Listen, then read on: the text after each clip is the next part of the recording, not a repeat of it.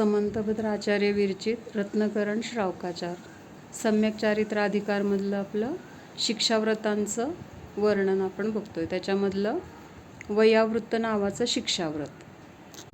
शिक्षाव्रतामध्ये आपण काय बघत होतो तर वयावृत्त नावाचं शिक्षाव्रत. वयावृत्तचा अर्थ काय सांगितला? वयावृत्त कशाला म्हटलंय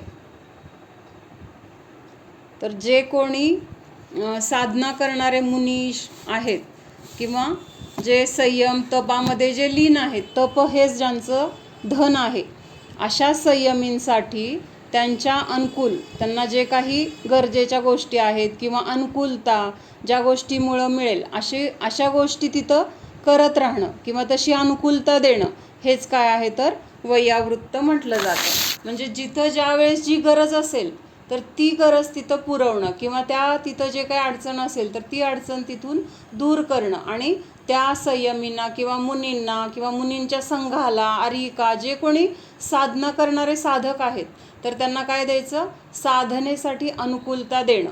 तर हेच काय म्हटलंय? वयावृत्त असं म्हटलंय. वयावृत्त म्हणजे फक्त हातपाय दाबणे वगैरे एवढंच घ्यायचं नाही, तर सगळ्या प्रकाराने जी काही सेवा करता येईल आपल्याला. कशासाठी? तर ते स्वतः धर्मामध्ये लीन आहेत. कोण? मुनी, साधक वगैरे. आणि त्यांच्या साधनेमध्ये त्यांना अनुकूलता मिळण्यासाठी जी गरजेची गोष्ट आहे ती गोष्ट केली तर त्यांची पण साधना होणार आणि आपण त्यांच्या साधनेसाठी अनुकूलता दिली म्हणून आपल्याला पण काय होणार आहे तिथून पुढं तशी साधना करायला मिळणार आहे. म्हणजे स्व आणि पर असं दोघांचंही तिथं काय होणार आहे? धर्म साधना होणार आहे. म्हणून ह्याला काय म्हटलं? वयावृत्त. वयावृत्ताचं दुसरं नाव काय सांगितलं? अतिथी समिभाग असं म्हटलेलं आहे. कारण हे सगळं वयावृत्त कुणासाठी करतोय आपण? तर जे मुनी आहेत, जे सगळ्या परिग्रहाने किंवा परिग्रहाने रहित आहेत, महाव्रताला ज्यांनी धारण केलेलं आहे, जे ज्ञान ध्यान आणि तपामध्ये लीन आहेत, अशांसाठीच हे वयावृत्त करतोय ना आपण. मग ह्यांनाच दुसरं नाव काय आहे? अतिथी म्हटलंय. कारण अतिथी का म्हटलंय तर ते कधी जेव्हा कुठून कुठं विहार करतील, कधी आपल्या गावात येतील, कधी आपल्याकडे आहार होईल, हे कुठलीही गोष्ट काय फिक्स नसते किंवा सांगून होत नाही. म्हणून त्यांना काय म्हटलंय? अतिथी. त्यांच्या येण्याला कुठलंही तिथी फिक्स नाही. आणि ह्यांच्यासाठी असलेला जो विभाग, समविभाग म्हणजे काय? त्यांच्यासाठी किंवा त्यांच्या निमित्त जे जे काही केलं जातं तर त्याला म्हटलं अतिथी समविभाग नावाचं व्रत. मग असं हे वयावृत्ताचं आपण काल पाहिलं होतं. आता आज आपण पुढचा श्लोक बघूया. आता वयावृत्ताचं काल लक्षण आपण काय बघितलं होतं? हेच आत्ता सांगितलेलं की सम्यक दर्शनादी गुणांनी जे सहित आहेत किंवा ज्यांनी ग्रह किंवा म्हणजे घर किंवा वैभवाचा त्याग केलेला आहे, त्याच्यानंतर सतत ज्ञान ध्यान आणि तपामध्ये लीन आहेत, त्यांना त्यांच्या साधनेसाठी आणि आपल्या स्वतःच्या साधनेसाठी किंवा धर्मवृद्धीसाठी त्यांना जे काही त्यांच्यासाठी केलं जातं तर त्याला काय म्हटलंय? दान असं म्हटलंय किंवा तेच वयावृत्त असं म्हटलेलं आहे. दान किंवा वयावृत्त असं दोन्ही अर्थाने तिथं घेतलेलं आहे. मग आता ह्या वयावृत्ताचं आणखीन काय लक्षण आहे तर ते 112 नंबरच्या श्लोकमध्ये सांगितलेलं आहे. वयावृत्त का दुसरा लक्षण. काल जे आपण बघितलं होतं साधारण ते लक्षात आहे ना? लक्षात आलंय ना? का काय अवघड वगैरे वाटतंय त्यातलं?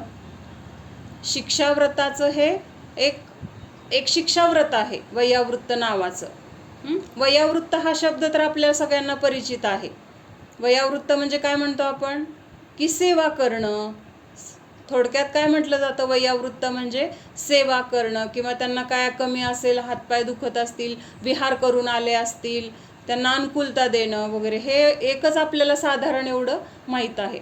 पण आणखीन सूक्ष्ममध्ये बघत गेलं तर त्यांच्या साधनेसाठी ज्या ज्या गोष्टी आवश्यक आहेत तर त्या सगळ्या गोष्टींची तिथं मनापासून आपण काय करणं? व्यवस्था करणं किंवा त्यांना अनुकूलता देणं. त्यांना काही प्रतिकूलता असेल तर ती प्रतिकूलता तिथून नष्ट करणं किंवा त्या प्रतिकूलतेपासून त्यांना दूर करणं, असं हे जे काही करणं आहे तर ते सगळं कशामध्ये येणार आहे? वयावृत्तमध्ये येणार आहे. जे जे आवश्यक आहे तर ते सगळं त्या वयावृत्तमध्ये येणार आहे. मग आता ह्याचं दुसरं लक्षण अजून काय आहे ते इथं सांगतायत. 112 नंबरचा श्लोक आहे. मी म्हणते. व्यापत्ती व्यपनोदः. कोण म्हणतंय का? म्हणा सगळेजण. मला ऐकूच येत नाहीये. सगळेजण म्हणताय का?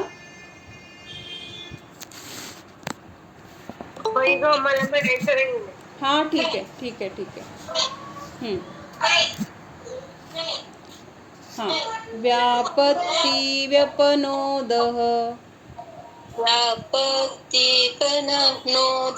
व्यपनोदः. पदयो संवाहनं च.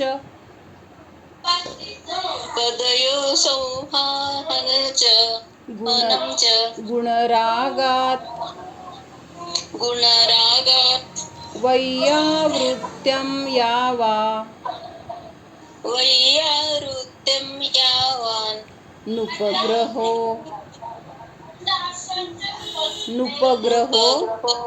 न्योपि संयमीनां. तर काय सांगितलंय की सम्यक दर्शनादि गुणों की प्रीति से. सम्यक दर्शनादि गुण म्हणजे कुठले?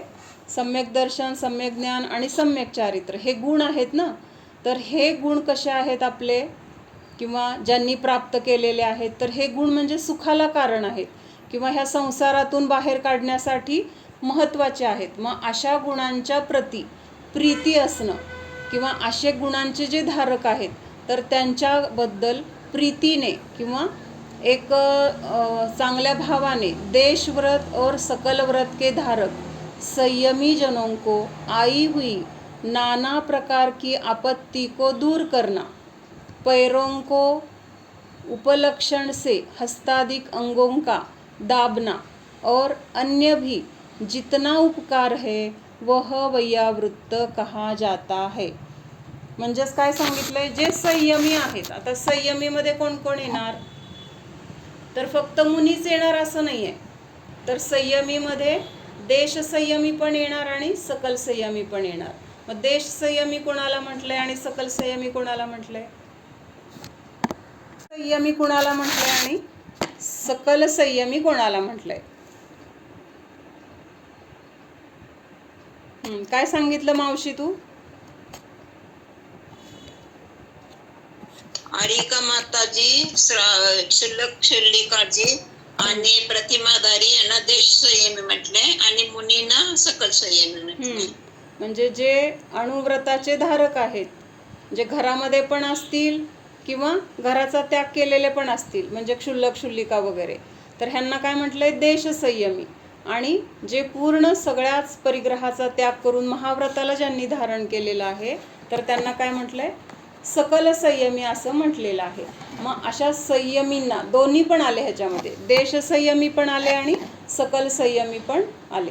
मग ह्यांच्यावर जर काही आपत्ती आली असेल कुठल्याही प्रकारची, नाना प्रकारची आपत्ती म्हणजे काय? कुठल्याही प्रकारची आपत्ती आली असेल किंवा आता त्यांना विहार करून आले असतील किंवा कुठल्या तरी आजारामुळे त्यांचे अंग दुखत असेल, काय होत असेल, तर अशा वेळेस त्यांना ती आपत्ती दूर करण्यासाठी जे जे काही उपाय आपण करू शकतो तर ते उपाय करणं. आता त्यांनी उपलक्षणात्मक म्हणजे उदाहरण म्हणून काय सांगितलंय की हस्तादिक अंगों का दाबना, म्हणजे हात पाय वगैरे इत्यादींना दाबणे किंवा तिथं मॉलिश करून देणे. तर हे असं एक उदाहरण म्हणून घेतले. पण जे जे काही जिथं गरजेचं आहे तर त्या पद्धतीने तिथं मदत करणे किंवा जी गरज आहे ती तिथं पुरवणे, तर हे काय आहे? वैयावृत्त असं म्हटलेलं आहे. दाबना और अन्य जितना उपकार है वह वैयावृत्त कहा जाता है. संयमी दो प्रकार के हैं, देशव्रती और सकलव्रती. इन संयमी जनों पर व्याधि आदि अनेक प्रकार की आई हुई आपत्तियों को गुणानुराग भक्ति से प्रेरित होकर दूर करना, उसके पैर आदि अंगों का मर्दन करना, दबाना तथा अन्य भी अनुकूल सेवा वैयावृत्त करना, यह वयावृत्त नामक शिक्षाव्रत है। यह वयावृत्ति केवल व्यवहार अथवा किसी दृष्ट फल की अपेक्षा से न करके भक्ति के वशीभूत होकर की जाती है।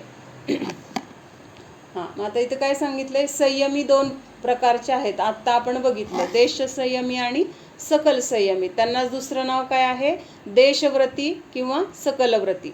आता देशव्रती म्हणजे सगळ्यांना माहीत असेल ना, ज्यांनी व्रत तर घेतली आहेत, म्हणजे काही अंशाने 5 प्रकारच्या पापाचा तर त्याग केलेला आहे, पण पूर्णपणे तिथं त्याग नाही आहे. पापाचा पण पूर्ण त्याग नाही आहे आणि परिग्रहाचा पण पूर्ण त्याग नाही आहे, पण अंशाने त्याग केलेला आहे, पापाचा पण आणि परिग्रहाचा पण. तर त्याला म्हटलं देशव्रती. आणि जिथं संपूर्ण पापांचा त्याग आहे, संपूर्ण परिग्रहाचा त्याग आहे, तर त्याला सकलव्रती असं म्हटलेलं आहे. मग अशा दोन्ही प्रकारच्या संयमी जनांना जर कुठली व्याधी आदी, व्याधी म्हणजे काय, व्याधी म्हणजे शरीराचा रोग, शरीराला जे रोग होतात ते व्याधी. आणि आदी म्हणजे काय येणार, व्याधी आधी, व्याधी आणि उपाधी, अशा 3 गोष्टी येणार इथं. आदी म्हणजे आणखीन जे काय असेल ते, मग त्याच्यामध्ये काय येणार, आधी, व्याधी आणि उपाधी. आधी म्हणजे मानसिक रोग, मनाला जो काही त्रास होतो, आकुलता होत असेल किंवा कसलं दुःख झालं असेल तर त्याला म्हटलं आधी. व्याधी म्हणजे शरीराचे रोग. आणि उपाधी म्हणजे बाहेरून काही जे काही त्रास होतात ना, बाहेरून उपसर्ग असेल, परिशह असेल, तर अशा प्रकारच्या ह्या 3 गोष्टींमुळं जर त्यांना कुठले संकट आले असतील, अनेक प्रकार की आई हुई आपत्तिया. आपत्तिया म्हणजे काय, संकट, काही त्रास, प्रतिकूलता, तर त्यांच्याबद्दल असलेल्या गुणांच्या रागामुळं, म्हणजे त्यांच्याबद्दल असलेल्या प्रेमामुळं किंवा त्यांच्यावर असलेल्या भक्तीमुळं, त्या भक्तीने प्रेरित होऊन ते सगळे आधी, व्याधी ह्यासाठी उपाय करणं किंवा ते दूर करणं, उनके पैर आदि मर्दन करना, दबाना तथा अन्य भी अनुकूल सेवाएं वयावृत्ति करना, यह वयावृत्त नामक शिक्षाव्रत है। यह वयावृत्ति केवल व्यवहार अथवा किसी दृष्ट फल की अपेक्षा से न करके भक्ति के वशीभूत होकर की जाती है।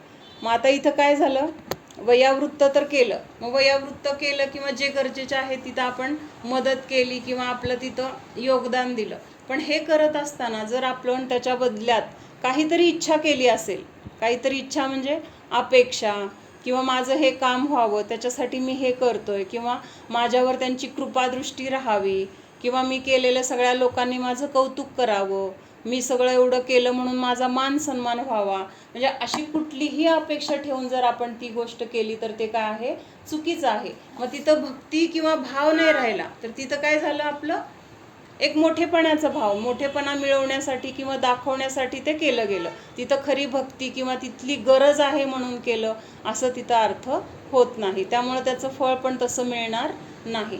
म्हणून अशी अपेक्षा न करता भक्तीच्या वश होऊन असं काय केलं जातं, हे वयावृत्त केलं जातं किंवा त्यालाच वयावृत्त असं म्हटलं जातं. तर हे समजलं वयावृत्त कशाला म्हणायचं किंवा वयावृत्ताचं लक्षण. 2 प्रकारे वेगळं वेगळं सांगितलं. कालच्या श्लोक ह्या म्हणजे धर्मामध्ये, धर्माच्या सान्निध्यात असलेले जे तपोधन म्हणजे काय, मुनी वगैरे आहेत, ज्यांनी सर्व परिग्रहाचा त्याग करून फक्त ज्ञान, ध्यान आणि तपामध्ये जे लीन आहेत, तर त्यांच्यासाठी काय करणं, कुठल्याही अपेक्षेने रहित होऊन जे जे आपल्याला शक्य आहे तर ते दान देणं, तर त्याला काय म्हटलं, वयावृत्त असं म्हटलंय. आणि आज इथं काय सांगितलंय, तर त्यांना जी काही प्रतिकूलता असेल, शारीरिक आधी, व्याधी, उपाधी, तर त्या सगळ्या प्रतिकूलतेला दूर करणं आणि त्यांना अनुकूलता देणं, ज्याद्वारे काय होणार आहे, त्यांची साधनेमध्ये सगळी अखंडता राहणार आहे किंवा त्यांचं साधना निर्विघ्नपणे होणार आहे, त्यांना कसले विकल्प येणार नाहीत. तर अशा साधनेसाठी तिथं अनुकूलता देणं, हे दुसरं वयावृत्ताचं लक्षण सांगितलंय. आता 3रा श्लोक आहे. उपाधी म्हणजे जे बाहेरून जोडलं जातं. म्हणजे आता आधी म्हणजे काय सांगितलं, तर मनामध्ये जे आपल्याला त्रास होतो ना, मानसिक त्रास होतो असं म्हणतो ना, तर तो मानसिक, त्याला आधी म्हटलं. व्याधी म्हणजे शरीराला होणारे रोग, ताप आला, काय खोकला, सर्दी किंवा काही जखम झाली तर ह्याला म्हटलं व्याधी.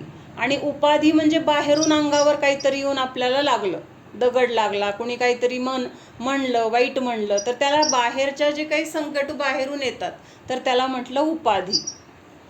हे कसं, शरीराची किंवा मनाचे रोग अंतरंगातून आहेत, आणि उपाधी म्हणजे बाहेरून कुणाकडून तरी त्रास झाला, निसर्गाकडून त्रास झाला. उपसर्ग, परिशह, हां, हे दोन्ही पण त्याच्यामध्येच येणार. मग अशा ह्या तिघांचा नाश करणे किंवा ह्यांना दूर करून तिथं प्रतिकूलता, अनुकूलता देणं, तर हेच काय आहे, तर वयावृत्ताचं दुसरं लक्षण सांगितलं. आता 113 नंबरचा श्लोक आहे, तर ह्याच्यामध्ये दानाचं लक्षण काय आहे ते सांगतात, किंवा दान कसं असतं, कसं द्यायचं असतं, किंवा दान कशाला म्हटलं जातं, तर हे ह्याच्यामध्ये सांगितलेलं आहे. 113 नंबरचा श्लोक आहे. नवपुण्ये प्रतिपत्ती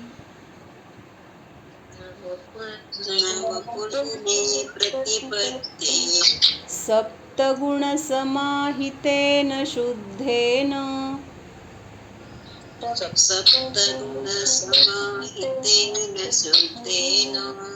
अपसूनारंभाणा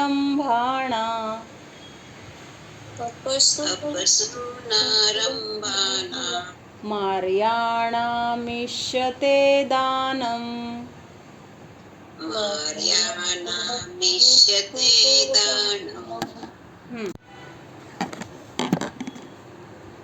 नवपुण्ये प्रतिपत्ती म्हणजे काय सांगितलंय, नवधा भक्तीपूर्वक.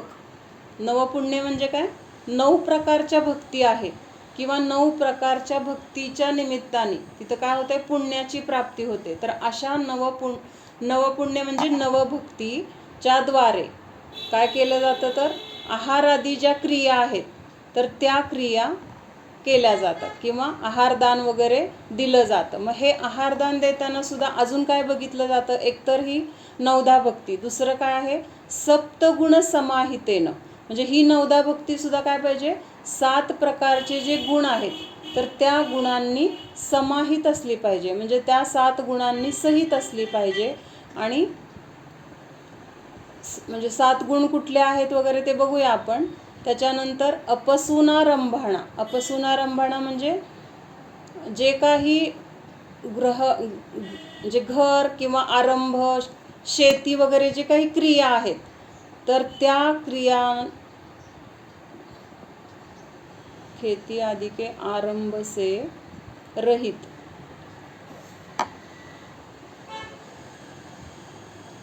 हां, म्हणजे हे कुणासाठी वापरलाय हा शब्द, अपसूनारंभाणा, म्हणजे जे सगळं घरदार किंवा जे काही व्यापार आदीपासून जे रहित आहेत, म्हणजे असे कोण आहेत, तर मुनी आहेत. आणि कसे आहेत, सम्यक दर्शनादी गुणांनी जे सहित आहेत. तर अशांना 9धा भक्तीपूर्वक सप्तगुणसहित दान देणं, तर ह्यालाच काय म्हटलंय, आहारादी दान देणं, तर ह्यालाच म्हटलंय दान असं म्हटलेलं आहे. इथं वाचते मी, 7 गुणों से सहित और कौलिक, आचारिक और शारीरिक शुद्धि से सहित दाता के द्वारा गृह संबंधी कार्य तथा खेती आदि के आरंभ से रहित सम्यक दर्शनादि गुणों से सहित मुनियों का 9धा भक्ति पूर्वक आहार आदि के द्वारा गौरव किया जाता है, वह दान माना गया है. म्हणजे दान देण्यामध्ये सुद्धा काय मानले, गौरव मानले. म्हणजे दिलं म्हणजे त्याच्यामध्ये आपल्याला स्वतःला काही मोठेपणा नाही आहे, तर आपल्याला द्यायला मिळालं तर हे काय आहे, खरं गौरव आहे, किंवा त्याच्यामध्ये आपलं मोठी किंमत आहे त्याच्यामध्ये. म्हणून काय सांगितलं की हे दान खूप महत्त्वाचं आहे. मग आता हे कसं सांगितलंय, 7 गुणांनी सहित पाहिजे. आता हे 7 गुण कुठले आहेत, ज्याद्वारे म्हणजे दान देताना ह्या 7 गुणांनी सहितच असलं पाहिजे. कुणाला माहिती आहेत हे 7 गुण, इथं बहुतेक नाही दिलेले आहे. एक मिनटं. हां, 7 गुण कुठले आहेत, तर श्रद्धा पाहिजे. श्रद्धा म्हणजे दान का द्यायचं, कुणाला द्यायचं, किंवा त्या दानामुळं काय होणार आहे, असं सगळं त्या दानाविषयीची माहिती आणि त्याच्याबद्दल आपल्या मनामध्ये श्रद्धा पाहिजे. किंवा आता हे मुनी वगैरे ह्यांना दान द्यायचं म्हणजे ह्यांचं महात्म्य आपल्याला पहिल्यांदा असलं पाहिजे. त्यांच्याबद्दल आपल्या मनामध्ये श्रद्धा असली पाहिजे की हे सम्यक दर्शनादी गुणांनी सहित आहेत, मोक्षमार्गी आहेत, ह्यांच्यामुळं आपलं कल्याण होणार आहे, आपण पण ह्या संसारातून निघून सुखाच्या मार्गाला लागणार आहोत. म्हणजे असं एक श्रद्धास्थान आपल्या मनामध्ये आलं पाहिजे. त्याच्यानंतर दान देताना आपल्याला संतोष पाहिजे. संतोष म्हणजे काय? आनंद पाहिजे. नाहीतर उगी आपलं आता नाविलाज आहे, द्यावं लागतंय, किंवा आता आपला नंबर आहे, दिलं पाहिजे, आपण ग्रुपमध्ये आहोत, नाही दिलं तर कसं, म्हणजे असं कुठल्या तरी बळजबरीने नाही, तर भक्तिपूर्वक मला द्यायला मिळतंय ह्याच्यामध्ये माझं काय आहे तर सौभाग्य आहे किंवा माझं भाग्य आहे, अशा भावनेने तिथं दान देणं, तर हे काय आहे? भक्ती गुण म्हटलं आहे. म्हणजे हे जे दाताराचे 7 गुण आहेत बरं का. दाताराचे म्हणजे जो दान देणार, तर त्याचे हे 7 गुण सांगितलेत.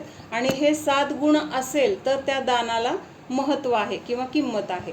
पहिला गुण कुठला सांगितला? श्रद्धा. म्हणजे श्रद्धेने दान देणं. त्याच्यानंतर आनंदाने दान देणं, संतोषपूर्वक. त्याच्यानंतर त्याच्यामध्ये भक्ती पाहिजे.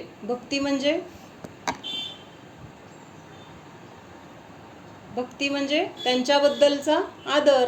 म्हणजे एक भगवान हे काय आहेत? मुनी आहेत, तपस्वी आहेत, त्यांच्या ज्ञान ध्यानासाठी ह्या दिलेल्या आहारापासून त्यांना साधनेमध्ये उपयोग व्हावा, त्यांचं जे काही शारीरिक अनुकूलता असेल ती अनुकूलता मिळावी, अशी तिथं भावना किंवा भक्ती, ह्या भक्तीने तिथं दान दिलं तर ते 7 गुणामधलं एक गुण आहे. त्याच्यानंतर विज्ञान.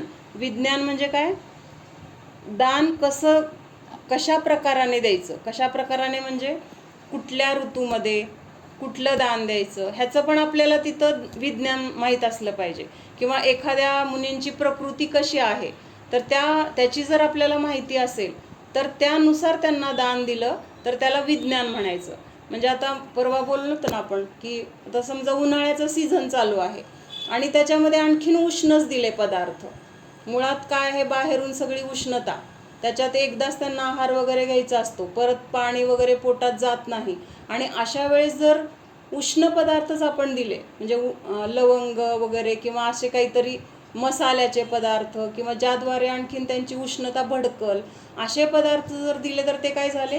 विरुद्ध आहार झाला. किंवा त्यांना पित्त झालेलं आहे आणि ते पित्त झालेलं असताना तर परत त्यांना काय दिलं? तुरीची डाळ किंवा अशा ज्या गोष्टी की ज्यामुळे त्यांचं पित्त आणखीन वाढेल, तर असे पदार्थ देणं म्हणजे हे काय झालं? विरुद्ध आहार झाला. म्हणून असं कुठलं दान द्यायचं आणि कुठलं द्यायचं नाही ह्याचा विवेक असणं, तर ह्याला काय म्हटलं? विज्ञान. किंवा त्यांना कुठला तरी त्रास होतोय. कुठला त्रास होतोय? समजा आता कफ झालेला आहे, मग कफ झालेला असताना त्यांना दही, ताक वगैरे असल्या गोष्टी दिल्या, आंबट दिलं, तर काय होणार आहे? त्याच्यामुळं त्यांचा त्रास आणखीन वाढणार आहे.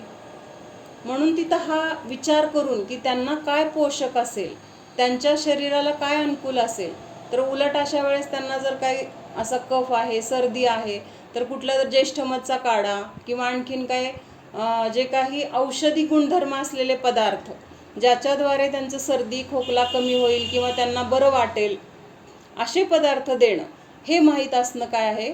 त्याला विज्ञान म्हटलं. विज्ञान म्हणजे विशेष ज्ञान. कशामधलं विशेष ज्ञान? आहाराचे पदार्थ तर आहेत आपल्याकडे, पण आहेत म्हणून किती पण दिलं, मग ते म्हणतात ना ताप आलाय आणि भरपूर तूप दिलं, तर काय होणार आहे? त्याच्याने तापामध्ये आणखीन वाढ होणार आहे. म्हणून तिथं विवेक पाहिजे की बाबा इथं ताप आलाय ना, तूप चांगलं आहे, खूप बरोबर आहे, पण त्यावेळेस ते तिथं तूप असलं तरी काय आहे? ते घातक आहे. कारण त्याच्यामुळं त्यांचं शारीरिक रोग वाढणार आहे. शारीरिक रोग वाढला की त्यांची साधना होणार नाही. साधनेमध्ये काय होणार? अडथळा येणार. मग असे अडथळे आणल्यामुळं काय होणार आहे? आपल्याला पण ते चुकीचं झालं, त्यांना तर झालं, पण आपल्याला पण ते ज्ञान नाही किंवा आपल्याला पण तिथं बाधा आणल्यामुळं अंतराय कर्म झालं. म्हणून हे काय द्यायचं आणि काय नाही ह्याचं ज्ञान असणं आपल्याला गरजेचं आहे. किंवा आहार देताना सुद्धा कशावर काय द्यायचं असं सुद्धा सगळं त्याचं पण एक शास्त्र आहे. मग ते सुद्धा आपल्याला आहार देताना क्रम माहीत असणं गरजेचं आहे. तर गोड पदार्थ सलग दिले तर त्यांना ते जाईल का? म्हणजे आता समजा आंबा दिला, त्याच्यानंतर लगे मोसंबी दिली, त्याच्यानंतर लगे डाळिंब दिलं, असं नाही. तर मध्ये थोडंसं कुठले घास दिले किंवा मध्ये थोडंसं काहीतरी तिखट पदार्थ दिले, असं म्हणजे एक झाल्यानंतर एक काय द्यायचं हे आपल्याला माहीत असणं गरजेचं आहे. तर ह्यालाच काय म्हटलं? विज्ञान असं म्हटलेलं आहे. कुठल्या ऋतूमध्ये कुठल्या पदार्थाला महत्त्व द्यायचं, कुठल्या पदार्थाला त्यावेळेस द्यायचं नाही, ह्याचं ज्ञान असणं, ह्यालाच म्हटलं विज्ञान. त्याच्यानंतर पुढचं काय आहे अजून? अलुब्धता. अलुब्धता म्हणजे कुठलीही अपेक्षा नसणं, किंवा आणखीन एक सांगितलंय की तुलना, म्हणजे त्यांनी दिलं ना मग त्याच्यापेक्षा मी देणार जास्त, म्हणजे अशा भावनेनं देणं, किंवा मोठेपणासाठी देणं, ह्याला काय म्हटलं? म्हणजे ईर्ष्या द्वेष मत्सर करून दान देणं. मग ह्याच्याने रहित असणं बरं का. मला काय म्हणायचं आहे, अशा भावनेने दान न देणं, तर त्याला म्हटलं अलुब्धता. म्हणजे तिथं कुठलीही अपेक्षा नाही, कुणी मला मोठं म्हणावं, कुणी माझं कौतुक करावं, किंवा मी दिलं म्हणून त्यांना एवढा चांगला आहार झाला, अशी कुठलीही भावना न ठेवता, न लुब्ध होता, म्हणजे अपेक्षा इच्छा न करता दान देणं. तर हा पण एक दाताराचा गुण आहे. त्याच्यानंतर क्षमा, म्हणजे जरी काय तिथं प्रतिकूलता असेल, काय असेल, आपल्याला कुणी काय म्हटलं असेल, तरी सुद्धा तिथं क्षमाभावाने दान देणं. क्षमाभावाने म्हणजे तिथं रागद्वेष न करता, इष्टानिष्ट भाव न करता, समताभावाने दान देणं. मनामध्ये कुठलीही अपेक्षा इच्छा किंवा कुठल्या फळाची इच्छा न करता समताभावाने दान देणं. तर हे. आणि सत्य. सत्य म्हणजे जे योग्य पदार्थ आहेत, किंवा योग्य म्हणजे कसे, योग्य पद्धतीने मिळवलेले, कुठले तरी कुणीतरी चोरीचं दिलेलं आहे, कुणाचं तरी आणलेलं आहे, असं नाही. तर जे योग्य पद्धतीने मिळवलेले असतील असे पदार्थ दान देणं. तर हेच काय आहे? दाताराचे गुण असे सांगितलेले आहेत. हां, तर 7 गुण इथं सांगितलेत. ह्या सत्य म्हणाले ना आता. हां, ते सत्य म्हणजे आता ते तसंच असं ऐकलेलं आहे. नाही, सत्याच्या ठिकाणी भक्ती आहे, भक्तीने द्यायचं ना. 7वा गुण भक्ती. भक्ती आहे ना, वरती 2 का 3 नंबरलाच भक्ती आलंय. नाही, शक्ती हो, आपल्या शक्तीप्रमाणे द्यायचं दान. तेच मला इथं काहीतरी ते सत्य मी ऐकलं पण नाहीये, पण आता इथं आलंय म्हणून. श्रद्धा, भक्ती, संतोष, विज्ञान, अलुब्धता, क्षमा आणि शक्ती. सत्य नको आहे ना तिथं? हा, शक्ती आपल्या तरी म्हणलं सत्य म्हणजे मग मला हा मग मला काय वाटलं की असं चोरीचं वगैरे आणून पण देतात ना, मग तसं नाही द्यायचं असं वाटलं मला. नाही, आपल्या शक्तीप्रमाणे दान द्यायचं. हा म्हणजे शक्ती म्हणजे आपली जेवढी काही ऐपत असेल त्या पद्धतीने. कोणाकडे खूप जास्त आहे म्हणून मग तसं करायला जायचं असं काय नाही. जे आहे ते आपण शुद्ध भावनेने दिलं तर त्याचं फळ आपल्याला तसंच मिळतं. जसं कोणी खूप श्रीमंत माणसाने दिलं, त्याने अगदी पंचपक्वान्न बनवून दिले, आणि आपण साधी डाळ रोटली जरी दिली तरी भक्तिभाव त्याच्या मागचा महत्त्वाचा आहे. काय दिलं हे महत्त्वाचं नाही आहे, त्याच्या मागं देण्याची भावना जी आहे तर ती भावना महत्त्वाची आहे. तर असे हे 7 गुण दाताराचे सांगितले. त्याच्यानंतर 9धा भक्ती कुठली आहे? 9धा भक्तीने दान दिलं तरच काय आहे, त्या दानाला महत्त्व आहे. तरच, किंवा मुनी वगैरे पण दान घेतात. 9धा भक्ती नसेल तर दान घेत नाहीत. मग ही 9धा भक्ती कुठली आहे? कोण सांगतंय? मध्ये एकदा आपण बघितलं होतं. हे काय झालं, माताजींना पडगावून आणलं, शुद्ध ओम श्री माताजींना ग अनिताहून, आणि त्यांना पाद प्रक्षालनच केलं नाही. म्हणजे डायरेक्ट ते ताट वगैरेच दाखवायला लागले. माताजी उठल्या निघाल्या, मग कुणाचं तरी लक्षात आलं परत, मग पाद प्रक्षालन वगैरे केलं, मग माताजी बसल्या. म्हणजे असं एखादी गोष्ट जर राहिली तर ते घेत नाहीत आहार. म्हणजे त्यांना त्यांची विधी आहे, त्यात काही त्यांना मान वगैरे असा प्रश्न नाही आहे. त्यांना ते विधी मिळाले तरच आहार घ्यायला सांगितलंय असं. त्यामुळे हे 9धा भक्ती महत्त्वाची आहे. आता सांगा अजून कोण सांगतंय हे 9 प्रकार 9धा भक्तीचे? रुणाली सांग. पडगाहन, पादपूजन. नाही, हे बघ, पडगाहन म्हणजे त्यांना बोलवून घेतलं. बोलवून घेतल्यानंतर आपण त्यांना काय करणार, आपल्याला क्रम आपोआप लक्षात राहतो. पहिल्यांदा त्यांना बसायला सांगणार की नाही, मग हा. बसायला सांगणार म्हणल्यावर मग उच्चासन ग्रहण करा, मग ते उच्चासन म्हटलं. हां, मग पडगाहन, उच्चासन, मग प्रक्षालन, प्रक्षालन, पूजन, परत मन वचन, नमस्कार करायचा पूजा झाल्यानंतर. नमस्कार, हां, आणि मग पूजन झाल्यावर नमस्कार. हां, मग मग काय म्हणतो आपण, नमस्कार करून मन वचन मन शुद्धी, वचन शुद्धी, काय शुद्धी आणि आणि आहार शुद्धी. आहार पाणी शुद्धी. मग हे झाले 9 प्रकारचे 9दा भक्ती. अशी असेल तरच तिथं मग आहाराची विधी व्यवस्थित होते. त्याच्यानंतर पुढं काय सांगितलं अजून, तर अशा 9दा भक्तीने 7 गुणांनी सहित असलेल्या दाताराच्या द्वारे त्या सम्यक दर्शनादी गुणांनी सहित असलेल्या मुनींना आहार दान देणं, तर हेच काय आहे, दान असं म्हटलेलं आहे. आता हे कौलिक, आचारिक आणि शारीरिक शुद्धी हे काय कळेना मला. कौलिक, आचारिक म्हणजे ठीक आहे, आचरणाच्या द्वारे, आणि शारीरिक शुद्धी तर म्हणजे सगळं सवळं वगैरे हे असणार आहे. पण कौलिक म्हणजे काय माहीत नाही, बघून सांगते मी. तिथं भाषांतर वाचते इथलं. सम्यक दर्शनादि गुण से सहित मुनियों का आहार आदि दान के द्वारा जो गौरव और आदर किया जाता है वह दान कहलाता है. म्हणजे कुठल्या मुनींचं नाव घेतलं इथं बघितलं का, सम्यक दर्शनादि गुण से सहित मुनियों का आहार आदि दान के द्वारा जो गौरव आदर किया जाता है वह दान कहलाता है. म्हणजे दान त्याच गोष्टीला दान म्हणलं जाणार जिथं सम्यक दृष्टी मुनी आहेत. म्हणजे जर भावलिंगी संत आहेत त्यांनाच आहारदान दिलं तर ते दान म्हटलं जातं. बाकीच्यांना दिलेलं दान काय म्हटलं जाणार, म्हणजे जे सम्यक दर्शनाने रहित आहेत. सम्यक दर्शनाने रहित आहेत त्या मुनींना काय म्हटलं, काय नाव आहे त्यांना ऋणाली? द्रव्यलिंगी. मग द्रव्यलिंगी मुनी असतील आणि त्यांना दान दिलं तर ते दान योग्य दान म्हटलं जाणार नाही. कळलं का? भावलिंगी संत किंवा सम्यक दर्शनाने युक्त असलेले संत त्यांना दान दिल्यानंतरच त्या आहाराला खरं आहारदान असं म्हटलं जाईल. त्याच्यानंतर लक्षात येते ना इथं वाचलेलं, का अवघड वाटतंय? कळतंय का? म्हणजे दान कुणाला दान दिलेलं दान म्हटलं जाईल.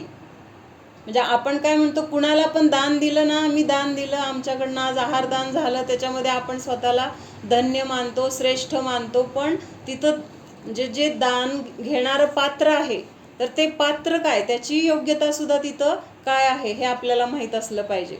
म्हणजे आज मुनी गावात आलेत तर त्यांना द्यायला पाहिजे, पण ते दान देत असताना ते द्रव्यलिंगी आहेत का भावलिंगी आहेत ह्याच्यावर आपलं दान खरं दान आहे का नाही ते ठरणार आहे.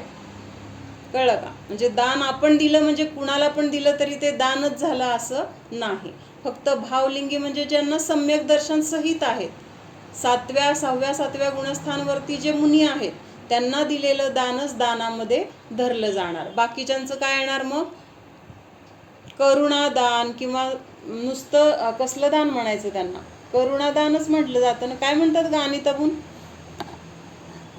हाय का गेली माताजी, काय म्हणतात ग अशा दानाला?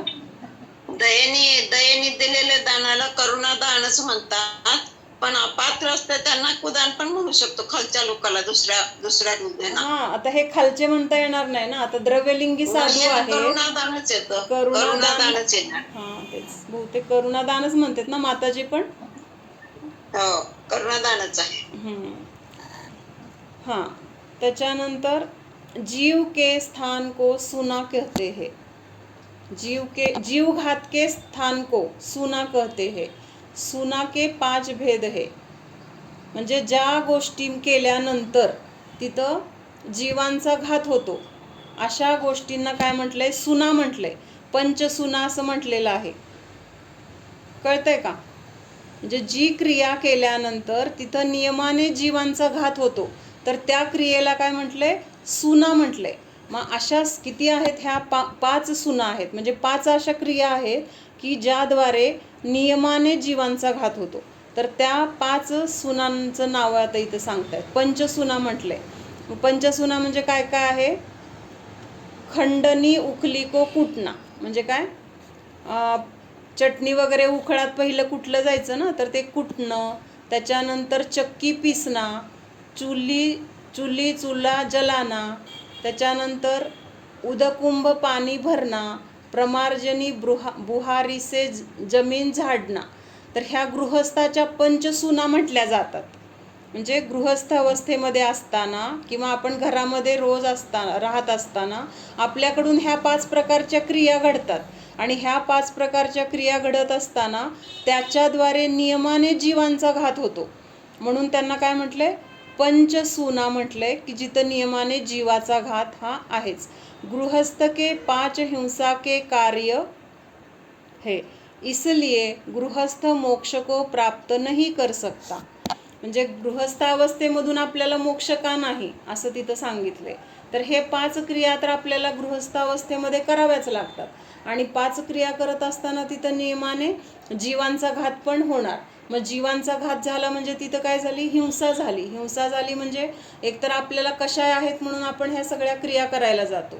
मग ह्या क्रिया कशायामुळं पण कर्माचा बंध झाला, हिंसेमुळं पण कर्माचा बंध झाला, बाकीच्या सगळ्या पाप पण होत आहेत म्हणून पण कर्माचा बंध झाला. आणि त्यामुळं काय आहे? इथून मोक्ष आपल्याला गृहस्थ अवस्थेमधून होत नाही. खेती आदि व्यापार संबंधी कार्य आरंभ कहलाते हैं, जो पंचसूना और आरंभ से रहित है. पंचसूना म्हणजे काय काय सांगितलं? कांडणे, दळणे, जाळणे, पाणी भरणे आणि झाडणे. ह्या 5 गोष्टी पंचसूनामध्ये घेतल्यात. ह्या गोष्टी आपण रोज करतो. आता आपण कांडत नसलो तरी काय करतो? आपण मिक्सर फिरवतोच की नाही? मग त्याच्यामध्ये तेच झालं. किंवा गिरणीमध्ये दळतो, अजून काय गॅस पेटवतो, जरी चूल नसली तरी गॅस पेटवतो, पाणी भरावं लागतं, किंवा झाडून स्वच्छ झाडणं म्हणा, किंवा सगळं जाळ्या बिळ्या काढणं, हे सगळं काय आहे? हिंसेची कार्य आहेत. आणि ह्या सगळ्या क्रियांना काय म्हटले? पंचसूना म्हटलेलं आहे. आणि अशा पंचसूनांनी जे रहित आहेत किंवा शेती आदी व्यापारांनी जे रहित आहेत असे ते साधू. आणि अशा साधूंना 7 गुणों से सहित दाता के द्वारा दान दिया जाता है, जैसा कि श्रद्धा, संतोष, भक्ति, विज्ञान, अलुब्धता, क्षमा, तो शक्ति म्हणते, शक्ति. ये 7 गुण जिस दाता के होते हैं वह दाता प्रशंसनीय कहलाता है. म्हणजे हे 7 गुणांनी सहित असेल तरच तो दाता योग्य किंवा प्रशंसनीय म्हटला जातो. म्हणजे ह्याच्यातला एखादा गुण जरी कमी असला तरी सुद्धा तो दाता म्हणायला पात्र नाही. इन 7 गुणों के सिवाय दाता की शुद्धि होना भी आवश्यक है. दाता की शुद्धता 3 प्रकार से है बतलाई है. हां, ते कौलिक म्हणजे कौलिक शब्द आला होता ना, तर तो कुलस आहे. म्हणजे चांगल्या कुळातला असला पाहिजे, त्याचं आचरण चांगलं असलं पाहिजे आणि शारीरिक स्वच्छता पण असली पाहिजे. अशा ह्या 3 प्रकारच्या शुद्धीने तो सहित असला पाहिजे. जिसकी वंश परंपरा शुद्ध है वह कुल शुद्धि कही जाती है. जिसका आचरण शुद्ध है वह आचार शुद्धि है. आचरण शुद्धी म्हणजे काय येणार आता इथं? म्हणजे जे मायाचारी, खोटं बोलणं किंवा चोरी करणं, त्याच्यानंतर लुबाडणं वगैरे अशा क्रियांनी, किंवा व्यसनी लोक वगैरे अशा सगळ्या व्यसनांनी जे रहित आहेत असं तिथं त्याला काय म्हटलं जाणार? आचारशुद्धी म्हटलं जाणार. किंवा जे काही धन कमवणार, व्यवसाय करणार तर ते प्रामाणिकपणाने करणार, कुणाला त्रास होईल असं वागणार नाही. म्हणजे अशा सगळ्या, किंवा विचारामध्ये शुद्धता असेल, कुणाला त्रास द्यायचा, कुणाला फसवायचा जिथं भाव नसेल तर ती काय आहे? आचारशुद्धी म्हटली आहे. आणि हाँ, जिसने स्नानादि कर शुद्ध वस्त्र पहने हैं, जो हीनांग विकलांग नहीं है, तथा जिसके शरीर से खून पिपादी नहीं झरते हो, वह काय शुद्धी है. म्हणजे झोपेतून उठून आहार द्यायला उभारलं तर चालणार नाही, कारण शरीराच्या शुद्धीबरोबर काय होते तर तिथं आपोआप मनाची शुद्धी होते. म्हणजे शरीर स्वच्छ का करायचं, की शरीर घाण झालंय मग शरीर स्वच्छ करायचं असाच भाव नाही. तर नुसतं जर आपण शरीर स्वच्छ करतोय असं तिथं नाही आहे. तर जेव्हा आपण आंघोळ करतो तेव्हा आपल्याला फ्रेश वाटतं की नाही? का फ्रेश वाटतं आपल्याला? आतून पण आपल्याला असं एक छान वाटतं किंवा उल्हास येतो, नवीन काहीतरी करावं वाटतं. तेच जर आंघोळ केलं नाही तर आळशी वृत्ती राहते, मग आपल्या मनामध्ये तसेच आळशी भाव, मग तसंच आहार देताना तेच संस्कार त्या अन्नावर वगैरे पण असतात. म्हणून ही शुद्धीसुद्धा तितकीच महत्त्वाची आहे. त्याच्यानंतर हाँ, जिसके शरीर से खून पिपादी नहीं झरते हो. खून पिपादी म्हणजे काय? पू वगैरे असतो ना, किंवा असं पाणी गळतं जखम आली असेल झाली असेल तर वगैरे, मग असं असेल तरी पण तिथं आहारदानाला पात्र नाही. का बरं पात्र नाही? तर त्या जे काही रक्त आहे किंवा जी काही घाण आहे तर ती अन्नाच्या मार्फत जाऊ शकते, त्यामुळं ते सगळं अशुद्ध होतं. म्हणून तिथं काय शुद्धी पण महत्त्वाची आहे. दान नवधा भक्तिपूर्वक दिया जाता है. कहाँ भी है. पडगाहन, उच्च स्थान, पाद प्रक्षालन, पूजन, प्रणाम, मन शुद्धि, वचन शुद्धि, काय शुद्धि और आहार शुद्धि. पुण्योपार्जन के इन 9 कारणों के साथ दान आहार दान दिया जाता है. यही नवधा भक्ती कहलाती है. ही नवधा भक्ती नसेल तरी पण तिथं दान म्हटलं जात नाही. आणि हे कशासाठी आहे हे सगळं? ह्याच्यामधून काय मिळणार आहे आपल्याला? तर पुण्योपार्जन. जसं आपण धन कमवतो, पैसा कमवतो, अजून काय कमवतो, प्रेम कमवतो, तर इथं ह्या गोष्टी केल्यामुळे आपल्याला पुण्य कमवणार आहे आपण. मग सगळ्यात महत्त्वाचं काय आहे आपल्यासाठी सध्या? काय गरज आहे आपल्याला? पैशापेक्षा पण पुण्याची गरज आहे. का गरज आहे पुण्याची? तर पुण्य असल्याशिवाय आपलं कुठलंच काम होत नाही किंवा आपल्या मनासारखी कुठलीच गोष्ट होत नाही. म्हणजे इथं पुण्याला महत्त्व द्यायचं नाही आहे, पण जोपर्यंत आपण संसारात आहोत तोपर्यंत पापाच्या अपेक्षेने पुण्याला महत्त्व दिले. खरं तर आपल्याला पुण्य आणि पाप सोडून कुठं जायचंय? ह्यातला सोडून किंवा ह्याच्या अतीत व्हायचे, म्हणजे शुद्धतेकडे जायचं आहे आपल्याला, जिथं पुण्य पण नाही आणि जिथं पाप पण नाही, अशा निर्विकार किंवा उदासीन अवस्थेला आपल्याला पोचायचे.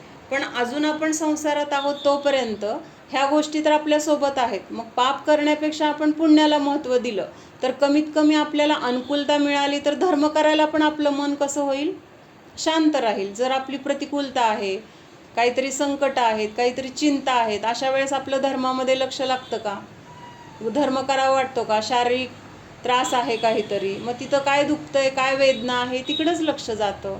मग ही सगळी जर अनुकूलता मिळाली तर आपल्याकडून धर्म साधना पण होणार आहे. मग त्याच्यासाठी सध्या काय आहे तर पुण्य पण गरजेचं आहे. कधीपर्यंत गरजेचं आहे?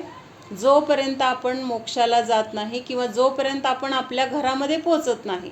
रस्त्यावर राहण्यापेक्षा अंगणामध्ये राहणं काय आहे?